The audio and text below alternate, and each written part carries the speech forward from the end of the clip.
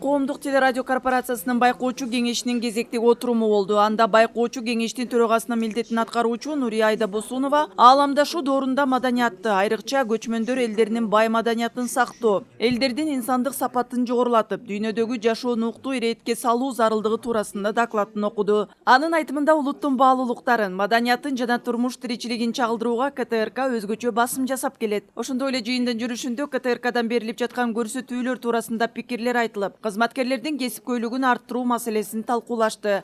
Мындан сырткары жетекчиликтин ишине жогору баа берилди. Биз кыргыздар көчмөн десек эле боз үй, атка жүргөнү, кийимдерин айтабыз да, мындай прикладдык нерселерди. А биз адамдын рух дүйнөсүн көрсөтүшүбүз керек да. Көчмөн ичинен абдан таза адам. Мына цивилизация бизге көп баалыктарды алып келди, бирок ошол эле мезгилде көп адамды бузуп кетти да. Адамдар мына азыр кандайдыр бир дүйнөгө кызыгуу абдан көп болуп атат. Өзүңөр көрүп турасыңар.